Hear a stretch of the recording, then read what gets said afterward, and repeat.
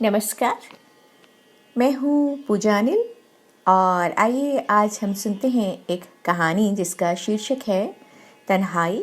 इस कहानी को लिखा है मनमोहन भाटिया ने। आइए सुनते हैं। स्नेहा ने प्रॉपर्टी डीलर को फ़ोन करके एक मकान किराए पर दिलाने की बात कही। बहन जी, आप जिस मकान में पहले रहती थीं वह अब खाली हो रहा है, वहीं दिला दूँ? नहीं भाई साहब, वह मकान बड़ा है और किराया भी अधिक है। मुझे 2 कमरों का छोटा फ्लैट चाहिए जिसका किराया भी कम हो। ठीक है, मैं फ्लैट दिखा देता हूँ। मैं अभी तो बुलंदशहर में हूँ, रविवार के दिन दिल्ली आऊँगी, तब फ्लैट दिखा देना।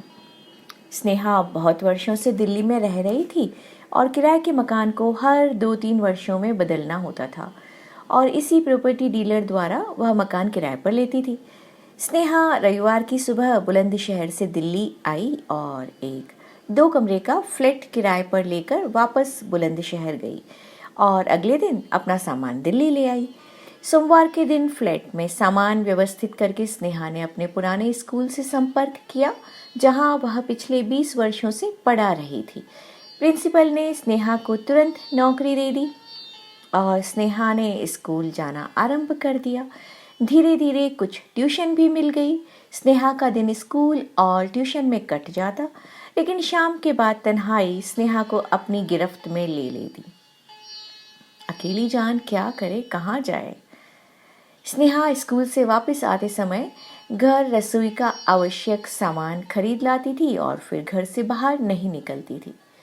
शाम के 7 बजे स्नेहा के ट्यूशन वाले बच्चे चले गए तब उसके नीचे वाली मंजिल में रहने वाली पड़ोसन ने स्नेहा के फ्लैट की डोरबेल बजाई। स्नेहा ने दरवाजा खोला। जी कहिए, आप बच्चों को ट्यूशन पढ़ाती हैं? जी, मैं आपके नीचे वाले फ्लैट में रहती हूँ। मेरी लड़की 5वीं कक्षा में पढ़ती है, उसकी ट्यूशन की बात करनी है। आइए अंदर बैठकर बात करते हैं। स्नेहा ने पड़ोसन को अंदर आने को कहा। पड़ोसन की आंखों ने 5 सेकंड में सब कुछ ताड़ लिया। ट्यूशन का तो केवल बहाना था, वह केवल स्नेहा की निजी जिंदगी को टटोलने आई थी, क्योंकि स्नेहा 55 की उम्र में अकेली रह रही थी। कमरे में सिर्फ कुर्सियां और मेज रखी थी जिन पर बच्चे ट्यूशन पढ़ते थे। एक कोने में रखी अलमारी में सजी हुई पुस्तकें रखी हुई थी। कमरे में कोई साज सज्जा का सामान नहीं था। खिड़की पर पर्दा टंगा था। दूसरे कमरे का दरवाजा खुला था जिसमें पड़ोसन की पैनी नजर ने एक्सरे कर लिया था। एक अलमारी और एक बिस्तर के अतिरिक्त कुछ नहीं था। आपके पास सिंगल बेड है? इतना सुनते ही स्नेहा मुस्कुरा दी कि पड़ोसन ट्यूशन के बहाने उसकी निजी जिंदगी की जासूसी करने आई है। स्नेहा ने झट से उत्तर दिया, ऐसा है कि मैं अकेली हूँ और मेरा परिवार नहीं है, इसलिए मुझे सिर्फ एक बिस्तर की आवश्यकता है। शयन कक्ष की अलमारी में मेरे कपड़े हैं और इस कमरे की अलमारी में पुस्तकें, क्योंकि मैं अध्यापिका हूँ। मैं विधवा हूँ। मेरे पति की फोटो मेरे शयन कक्ष की दीवार पर टंगी है।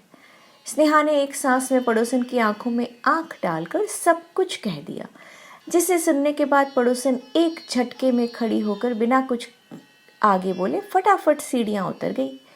स्नेहा ने पड़ोसन को नीचे उतरते देखा और मुस्कुराते हुए कुछ पल दरवाजे पर रुककर नीचे झांककर स्थिति का जायजा लिया।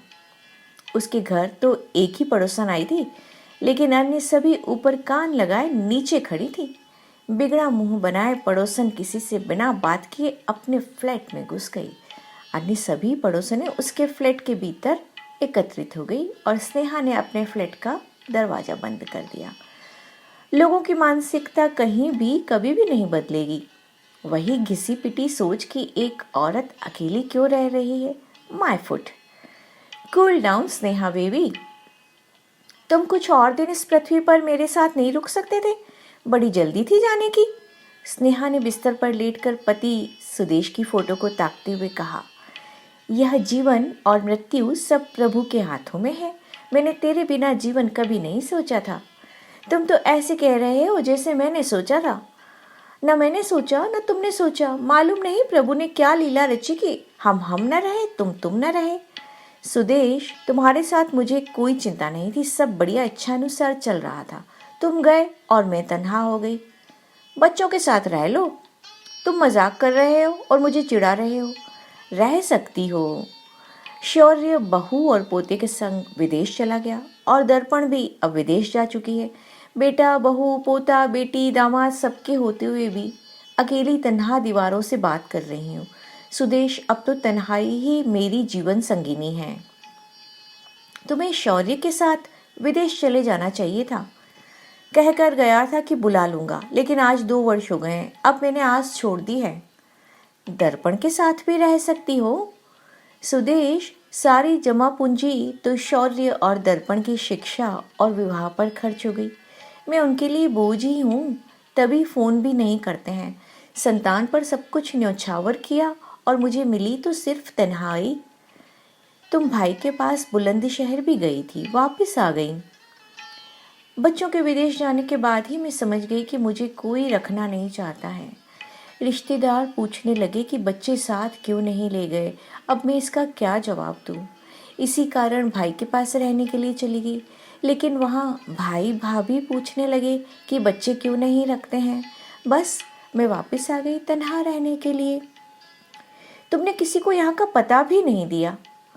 किसी को नहीं दूंगी। यह तो शुक्र है कि तुमने समय काटने के लिए ट्यूशन पढ़ाने की सलाह दी थी, जो तुम्हारे जाने के बाद काम आई, और एक प्राइवेट स्कूल में अध्यापिका की नौकरी मिल गई। सैलरी तो कम है, लेकिन मेरे अपने लिए बहुत है। अब मुझे किसी रिश्तेदार की परवाह नहीं है।